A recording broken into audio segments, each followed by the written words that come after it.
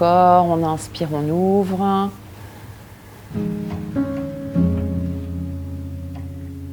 Expiration. Nous sommes installés ici dans l'instant. Conscience de la forme, de la présence.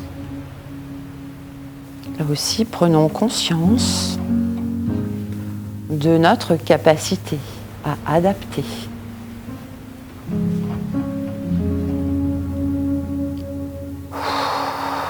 Et on stabilise.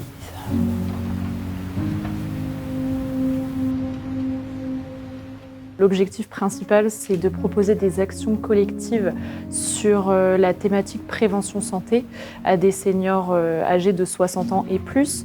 Donc le CLIC assure le financement, ce qui permet aux personnes en fait, d'avoir accès à ces ateliers gratuitement. Nous, au niveau du CCAS, on coordonne plus le dispositif en assurant la convivialité, en mettant à disposition une salle et on communique aussi sur les ateliers à chaque fois pour attirer de nouveaux participants aussi. Ce qui est important pour cette méthode, c'est en effet la répétition des techniques.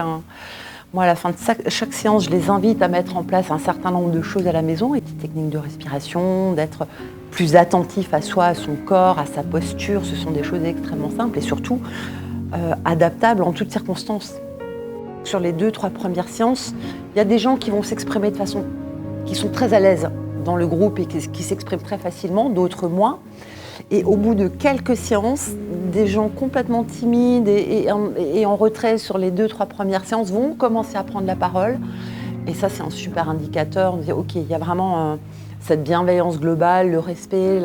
Ensuite, il y a aussi un peu la mécanique de miroir. Ce qu'une personne va exprimer peut faire miroir chez une autre, ce qui va inciter l'autre personne également à poser des mots et à pouvoir prendre conscience que finalement je ne me sens pas seule dans ma problématique ou sur tel sujet.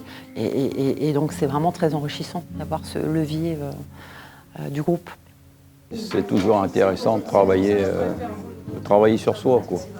Je pense que c'est le travail le plus intéressant dans une vie d'ailleurs, travailler à devenir meilleur, quoi. Et bon, souvent c'est vrai qu'on est dans une culture où on est dans la culture du faire, quoi. Et c'est un peu dommage, quoi. On n'est pas dans la culture de l'être. Quand on est bien avec soi-même, on est peut-être mieux avec les autres. Ça permet d'améliorer les relations aussi.